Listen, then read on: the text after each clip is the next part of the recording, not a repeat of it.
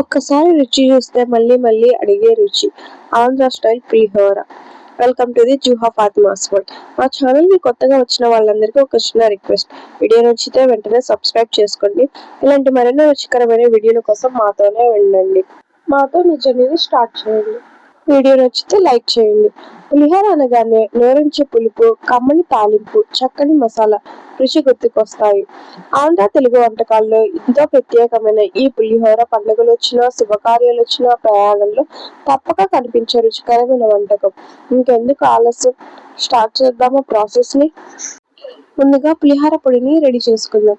దీనికోసం ధనియాలు 3 టేబుల్ స్పూన్లు తీసుకోవాలి.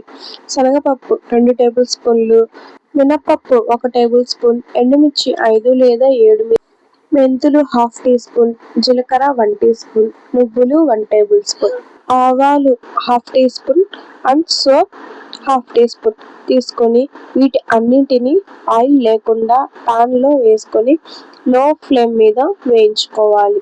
ఇవి వేగేటప్పుడు ఒక మంచి స్మెల్ వస్తుంది. ఆ స్మెల్ వచ్చే వరకు తక్కువ మంటపై వేయించుకోవాలి. ఇలా వేగిన తర్వాత అన్నింటిని పూర్తిగా చల్లారనివ్వాలి. చల్లారిన తర్వాత మిక్సీలో వేసి మెత్తగా పొడి చేసుకోవాలి.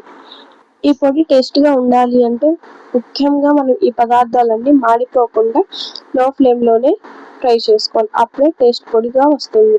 ఈ పొడిని ఎయిర్ టైట్ కంటైనర్లో స్టోర్ చేస్తే కొన్ని వారాల వరకు ఉపయోగపడుతుంది. ఇప్పుడు అదే ప్యాన్లో 2 టేబుల్ స్పూన్ల ఆయిల్ వేసి వేరుశనగ గుళ్ళను మరియు జీడిపప్పును వేసి గోల్డెన్ బ్రౌన్ కలర్ వచ్చే వరకు వేయించుకొని పక్కకు తీసుకోవాలి. ఇప్పుడు అదే ప్యాన్లో ఇంకొంచెం నూనె వేసి పెరుగు మిరపకాయలను మీడియం ఫ్లేమ్లో చక్కగా వేయించుకుందాం. మిరపకాయలు మంచి గోల్డెన్ బ్రౌన్ కలర్ వచ్చి క్రిస్పీగా అయ్యే వరకు వేయించాలి. ఇలా వేయిస్తే పులిహోరతో కలిపి తింటే సూపర్ టేస్ట్గా ఉంటుంది. ఇప్పుడు అదే ప్యాన్లో పోపు దినుసులు అన్నింటినీ వేసి వేయించుకోవాలి. ఇవి కొంచెం వేగిన తర్వాత ఇందులో కరివేపాకు వేసి వేయించి ముందుగా రెడీ చేసి పెట్టుకున్న చింతపండు రసాన్ని వేసి బాగా కలుపుకోవాలి. పచ్చి వాసన పోయేంత వరకు ఉడికించాలి. ఇది ఉడుకుతున్నప్పుడు మనం ముందుగా సిద్ధం చేసుకున్న పులిహోర పొడిని ఇందులో వేసుకుందాం. పొడి వేసిన వెంటనే మంచి సువాసన వస్తుంది.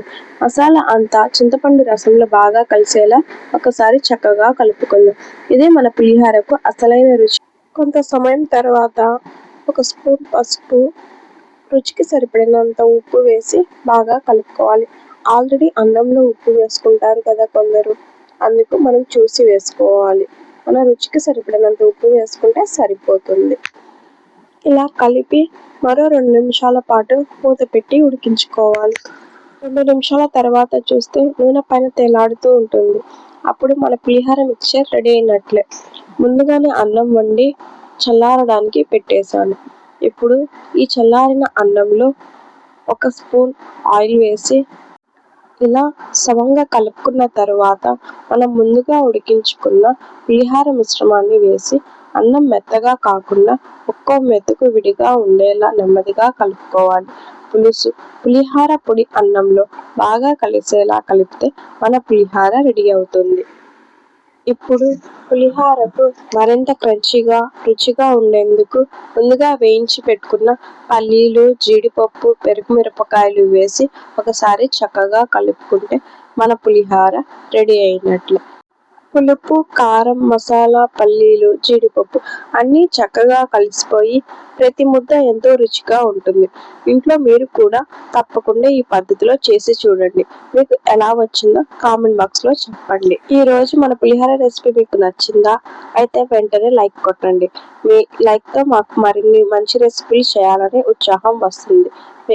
అలాగే మరిన్ని రుచికరమైన వంటల కోసం మా ఛానల్ని సబ్స్క్రైబ్ చేసుకోండి. Thanks for watching. By bye friends. మరొక రెసిపీతో మళ్ళీ కలుద్దాం.